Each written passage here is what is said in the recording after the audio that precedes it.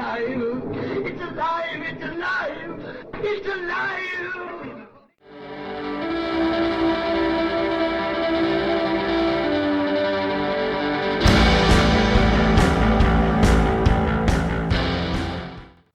Hello and welcome to Alive After Reading. I'm Tim Niederreiter, and with me today is a new guest to the podcast, Marie Powell. Welcome to the show. Hi. Glad to be here. Good to have you. So, Marie, tell the listeners a little bit about your books and the sort of stuff you create. Oh, sure. Well, I'm writing right now. This series that I'm writing is The Last of the Gifted, and it's medieval fantasy set in 1282 Wales, 13th century Wales, say. And it's about two siblings who pledge their magical abilities to protect their people from the invading English army, with a little help from the last true Prince of Wales after his murder. Ooh. So there's ghosts, and there's, not really ghosts, but there's spirits, and a little bit of sword and sorcery around there. And basically, Hugh is a warrior in training, right? Mm-hmm. In the Welsh tradition, you could say. And he also has this special magical ability to control the minds of animals and birds. And his sister Catherine also has a gift, which she gets during the first book, which is to be able to see the future in water, like in a drop of water. She can see what may happen.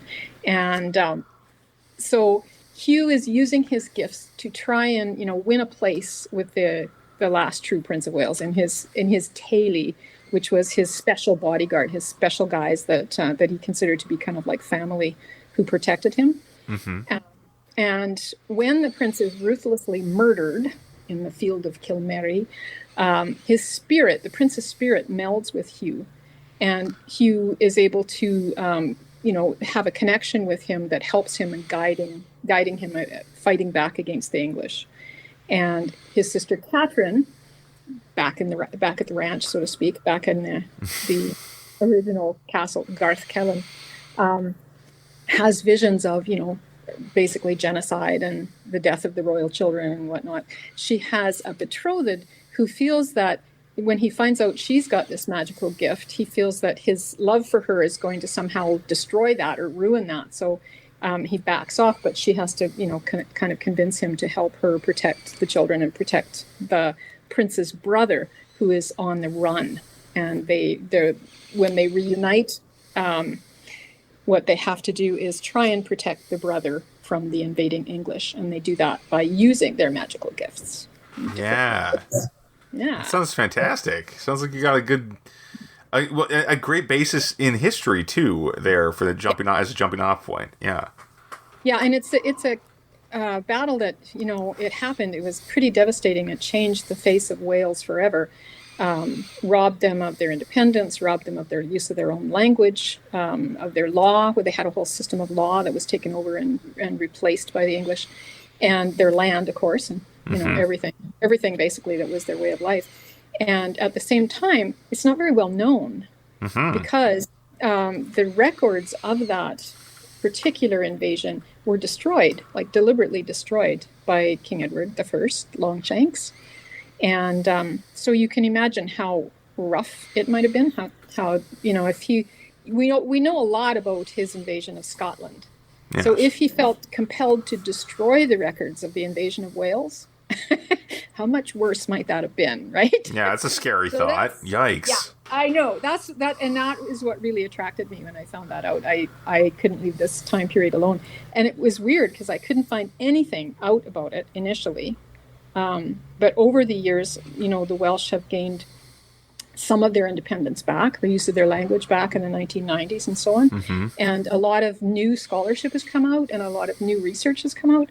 So as I've been writing this book, I've been changing it constantly to try and keep up with what people are now finding out may or may not have happened. And, the speculation about, like, there's at least 5 different speculative ways that the Prince of Wales may have died. Mm. No, he was killed, but how and where? So. That's interesting because a lot of the near science fiction writers will talk about how it's so hard to write near future science fiction because everything's changing. The history's always changing too. What we know about it anyway is. Yeah, it's true. Perspectives change, right? And then what you can talk about, what you can't talk about, change. Because for for a long time, Prince Llewellyn, who is the last true Prince of Wales, people didn't talk about him, or if they did talk about him, it was in a very negative way. Like nobody wanted. But he's the first and only Prince of Wales that united the whole of the country against England, and that forced the English kings to call him prince, to actually use the title for him, and to accept his role as the authority in Wales. So, he obviously had something on the ball, right? He must have been doing something right, yeah, as far as being a ruler, anyway. Yeah, absolutely. So, the first book is all about the boy, and from his perspective, Hugh. And the second book kind of goes in a little bit more to Catherine, and her side of the story is her gift is what might help them find 3 relics that actually are real relics that the Welsh had at that time that were taken from them by Edward. And it's her job to try and find these relics and bring them to the prince's brother so that he can try and rally the Welsh, again, for a final stand against England. And so I wanted to play with those relics a little bit, and also with her situation. So it's more from her point of view a little bit. Hugh is still there, and he's, his magic evolves through the course of the 2 books to the point where he actually gets kind of trapped in his magic. And then she's faced with a situation where her brother is trapped in his magic, and her betrothed is thrown in an English jail, and she then has to face kind of an impossible choice, right? Save her brother, or save the one she loves, right? So goes into all of that. Yeah, it sounds like you've got a lot of inherent drama at play here, especially with such a horrifying historical situation in the works. Yeah, and I wanted to. It's not. I didn't want to have a black and white. The English are the bad guys, the Welsh are the good guys, or anything like that. So I tried to introduce some natural conflicts, as today, there's a lot of English people and English speakers in Wales, and a lot of people who are Welsh who have ties to England, marriage and different things. And this was a time period when there was a lot of intermarriage already going on, a lot of hostages exchanged on both sides, people living, who might be Welsh living in England, people English living in Wales, and so on. So I wanted to have a good sense of, I guess you could say, the complications of life, because it's very much like today, right? I think the Middle Ages is the sort of that time period between 1100 and 13 or 1400 was a time when they're probably more like us than any other time. They're going through massive change, and they're also open to different people. There was lots of different languages floating around in England at that time. There wasn't a sense of English the way we have it today. And there was probably more people who were multilingual speakers and, willing to entertain other cultures and other ways of doing things, than any other time in history. Some of the restrictions were not there that we have today. That's really fascinating. So it sounds like a ripe setting for fantasy. You've got a lot of possibilities and things to play with, for sure. Well, and Llewellyn himself, he was definitely a forward thinker. He was almost democratic in his approach, and the Welsh approach is much more, Welsh rulers. Like the word prince in Welsh actually doesn't mean monarch; it means principal citizen. So, the guy that will help you the most is the one that you want to be your prince. Yeah, I mean, living in the United States, I wish we had something like that, kind of. I mean, and we don't even, and we're nominally got the Democratic Republic thing going on, but it's iffy, Yeah. And then you have Edward, who is more like other politicians we may know. For sure. Anyway, we don't have to get into the politics of the modern world. I mean, that's fine. But there is a lot of there was a lot of ways I could use that kind of metaphorically, I guess, to talk about problems we're still having today, I guess. Well, yeah, but where do you fall on metaphor and kind of what is it? And analogs to the real world. I mean, I don't really like to draw that kind of comparison all that often. As long as my stories, as long as when I write a story, I just want it to ring true to people. I don't need it to ring true to this is what's going on right now. It doesn't have to be topical, Well, yes and no. because like I wouldn't do it consciously as a metaphor necessarily, but I did want I guess I felt when I found out about all of this that it was incredibly similar to things that had gone on in Canada, and things that had just that we were dealing with just recently, reconciliation, First Nation, the treatment of First Nation people, and I guess that's what struck me about it. That's why I wanted to write about it. I just felt like, look at the parallels. Wow. They're very modern. They're dealing with very problems, yeah, that makes sense. So yeah, that's what really drew me to it, I think, was I felt I had something to learn from that story. Yeah. No, that's kind of that's also kind of how I approach things, though not generally I don't like doing research that much. So.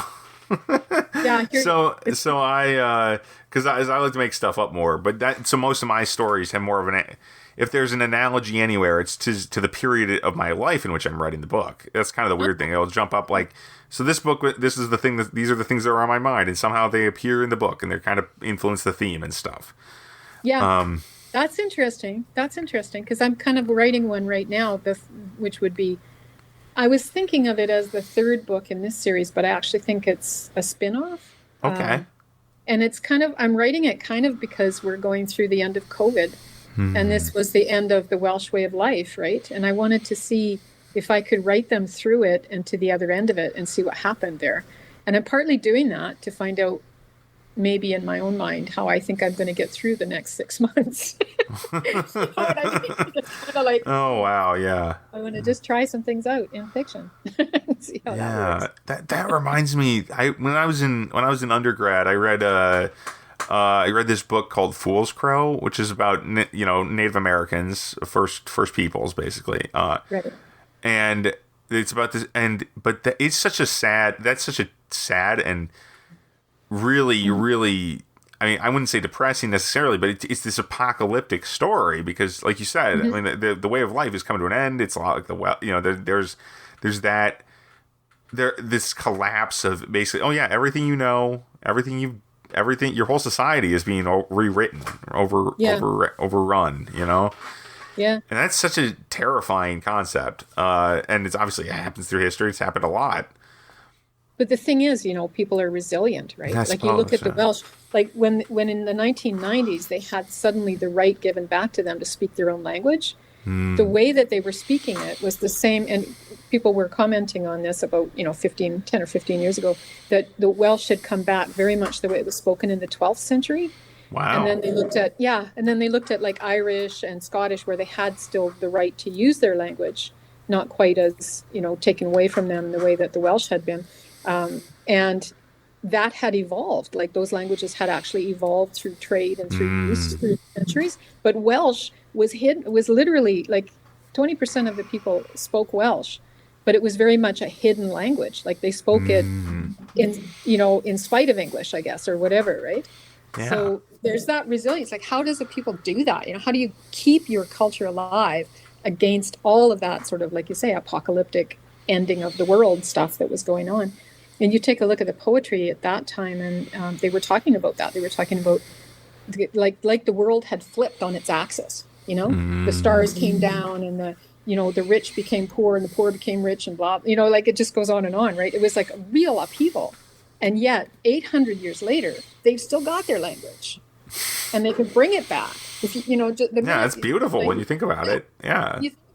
People's resilience and their ability to recover and their ability to overcome that kind of thing. That's where the real stories lie, right? Yeah, and that really reminds me of another favorite book of mine, Tagana by Guy Gabriel Kay. Yeah, that book's amazing, and it actually has a lot. I mean, there's a parallel there with what you were just talking about, obviously, because they get the name, the land, the title country has the people there can't even say the name of the place. No one can say the word anymore. Because the magic and the one character has worked, and that is a great comparison there to what. And I love his writing. He is one of my faves. He's great. Yeah, a lot of love for Guy Gabriel Kay on this show, but though actually, no, I mean just in general, like I really respect his writing on a lot of levels. So yeah, it comes up a lot. I've had the incredible fortune to see him talk at conferences here in Canada, and it's just great. It's really great. Well, I can imagine. Yeah, I've heard he's kind of shy. I forget who said He's that. very, I would say very, Okay. like, but aren't, I mean, like writers generally are. Generally, yeah, that's true. That's not particularly unusual. Yeah. But then you get them at writing conferences, and then then they kind of open up a little bit because it's like you're with your people, right? Yeah, you get me an Irish coffee in, and I'm I'll be chatting There's people that. up. It's good times. True. Doesn't take a lot for me to get talking though. As I think probably most people who have listened to this show can figure out, I do run at the mouth on occasion. Well, that's cool. Yeah. So as far as that goes though, your books sound absolutely fascinating. But when you approach writing them though, do you have a plan in advance? Do you discover things as you go? Yeah. I do a little of both. Like Okay. I think I should have a plan. Like I really do think I should have a plan. I think it makes it easier if you have a plan, but I can never quite stick to it. And then suddenly I don't have a plan anymore, and then I have to figure it out. I actually have had more luck rewriting with a plan. Okay. Like trying to kind of put it into perspective after. That's one of the things I've been trying with this third book, to do an outline. And I may have to just abandon the idea and start writing, because at some point I can't tell what's going to happen.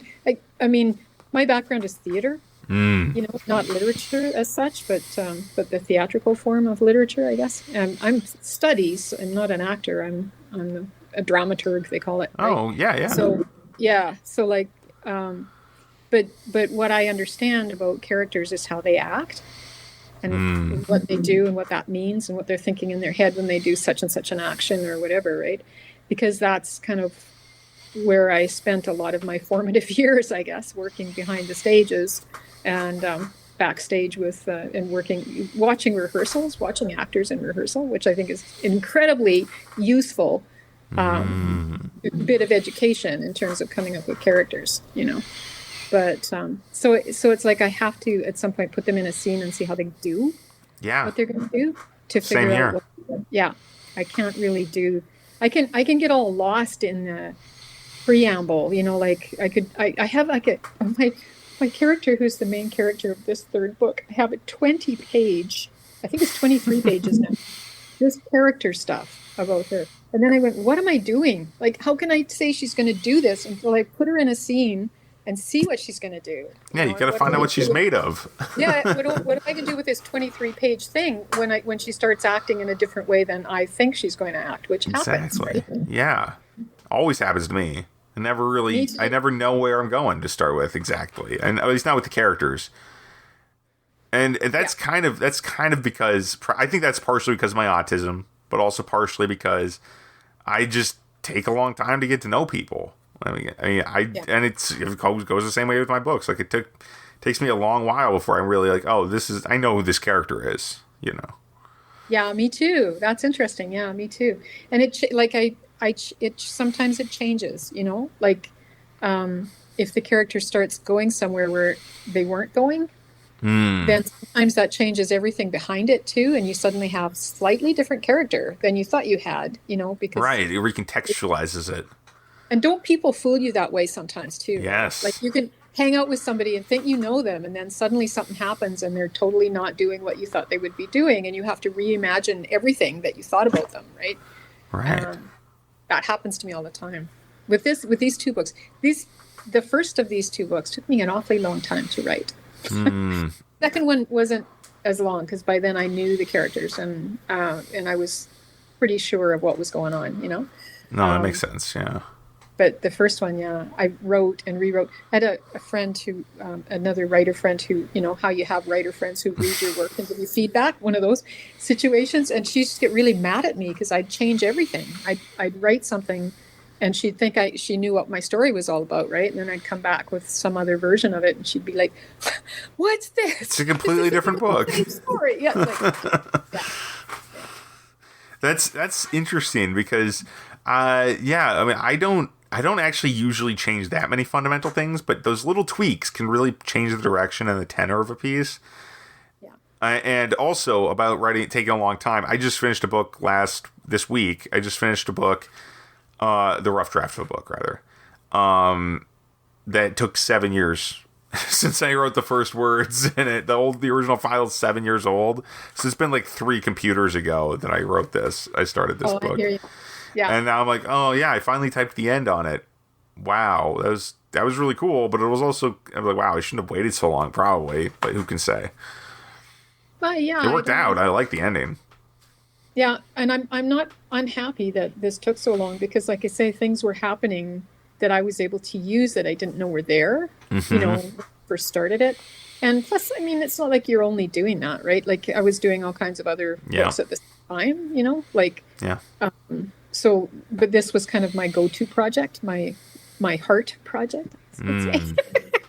You know what I mean? So it's nice to get it finished. It's nice congratulations on that. Yeah, getting really it out there. Nice to see it. Yeah, really nice to see it out there. And I just wish, I'm longing for the time when we can go to writing conferences again and hang out and see each other's books. And I can sit there at some little, independent writer's table with my 2 beautiful books, and look, these are done now.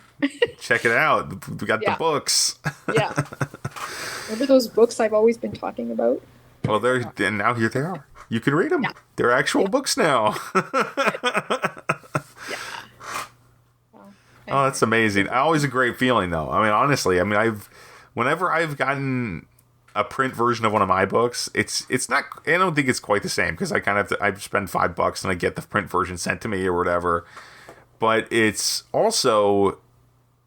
It's always special to have that, just like, oh wow, it's out there. People are reading this, Yeah, it's a shock, eh? It's powerful, and it really does change a lot. I've been talking to some newer writers, newer authors lately, and it always surprises me how much like, wow, I actually have. It's been, what is it, been 5 years, 6 years since I first published a book, and I feel like I've learned so much since then. But I wouldn't have learned it if I hadn't hit publish. I would still be just noodling around in like, I don't know what it is to publish a book land.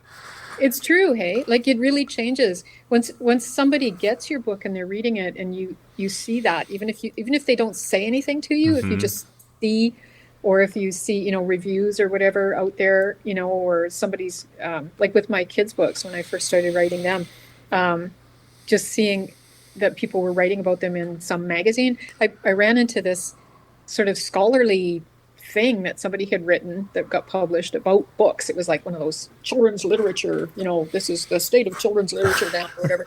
And they mentioned one of my books in it, and it was like really, I ran a photo of the page and I stuck it up on my fridge. Writer, somebody talked about my book. Isn't that great? That's an amazing. That must be amazing, actually. Some academic paper cool. about that mentions you. Yeah. Yeah, it was pretty cool. Yeah. Just unexpected stuff, eh? Yeah, no kidding. But speaking of reading though, books and reading though, what have you been reading lately, Marie? Oh gosh, I read everything, I really I've gotten back into the Dresden Files and oh boy, yeah, okay. Under Claire, books that I had read, I don't know, maybe read parts of or most of the series to date, maybe 10 years ago, and I realized since then all these other books have been published, so I've been gathering them in and reading them again. And I read a lot. I read everything. The most recent thing, I was working on a book that I think of as Veronica Mars Meets the Invisible Man. So then I thought, well, I realized I had never actually read. I watched the movie of The Invisible Man when I was younger, but I never actually read The Invisible Man. So I had to bring it in and read it. The H.G. Wells Invisible Man. Oh, yeah. Right? And it is not what I expected. Just, it's one of those classic books, but at the same time, anyway, I read everything I can. I really like some of Wells' books from back. I mean, especially War of the Worlds, of course. I really like that one. Yeah. That is some powerful. The Time Machine, right? Oh, the Time Machine. I forgot that was him. Jeez.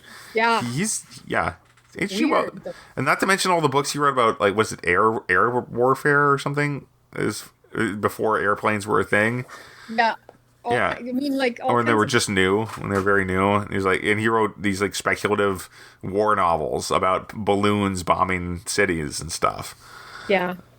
You look at the kind of things that they've got, they're bringing all these back to on television, right? Oh yeah. Like Strange Land and things like that, like things in 1984, even though it isn't, It's kind of, I don't know. It's interesting to look back as well as look forward because there's so many. I don't know, there's just so much. Hey, there's so much you could be reading. Absolutely. I just downloaded the third John Carter of Mars book. Oh, I love John Carter of Mars.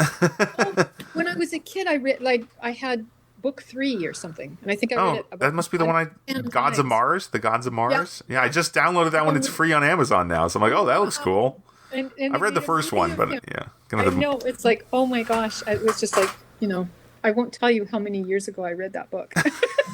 It's a secret. But it was so cool to see that come back, like, because sometimes you think about, like, the old Star Trek, like the very first Star Trek. That's such hokey special effects compared to what they can do now, right? But at the same time, the story is still there, right? Yeah.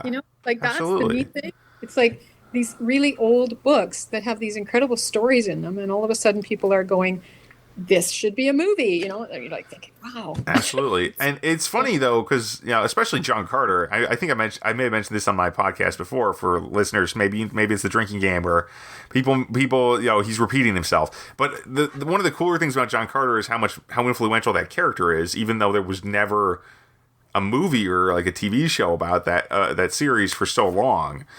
It's like he would never have won an award or anything. Yeah, but like Superman was the original Superman was inspired by that concept. Yeah. Yeah, like what if it's just basically a guy who treats Earth like John Carter treats Mars? Yeah. Let's do that. Reverse. Or at least his powers were inspired by that. He's a very different character for a lot of other reasons, but whatever. But still, there's there's one thing influences another, right? We all influence each other. Absolutely. Yeah. Yeah. Yeah. Well, kind of cool. Exactly. And so that was my pick for this week, was actually The Gods of Mars. Oh, because I did just start reading it. So, that's my thing. But, Marie, thanks for being on the show. Well, thank you for having me, Tim. It's been a great. lot of fun. And to let people know where they can find your books. And if you have a website or anything out there, let them know about that as well. I do. It's mariepowell.ca, the Canadian.ca, right? So easy to find, hopefully. And I have a Facebook. Last of the Gifted is the name of the series. I actually have a Facebook of the series, and I also have one for Marie Powell author. So hopefully easy to find. And I hope that people connect. Yeah, wonderful. It's been a lot of fun having you. And as for this podcast, you can find more of us at mentalcellularpublications.com. I don't know why I say more of us. It's really just me and my guests. But there's a lot. And you can find my books on Amazon.com. Demon Scroll is out, and it might be, but actually you may want to hold off on that. I'm just going to be, if you're listening to this, I'm going to give you the inside track here. A lot of my first in series are going free soon. So if you read ebooks and you don't want some of these books might be a little cheaper in the near future because there's some Kindle Unlimited periods are ending, if you know what I mean. Oh, I love it. All right. So and it's always nice to, so that's big epic fantasy. And I have a lot of other books out there, but definitely check that one out if you have $5 or wait a little while, and maybe by the end of the month you'll be able to get that one for free.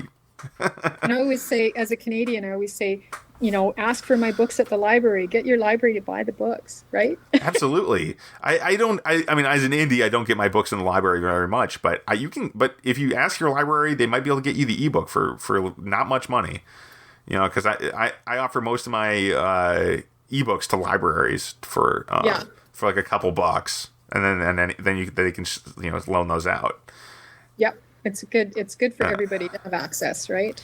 Absolutely. So then it's free for the users. It's not quite free for the library, but hey, print book wouldn't be either. So they get funding to support local authors, right? Absolutely. What else are they doing? I don't know about if they do that in Minnesota, but in Canada. Yeah, in Canada they definitely do. Yeah. Well. Yeah. Yeah. Well, it's been fun. Have a good one, everybody. Stay safe out there, and I'll talk to you again soon.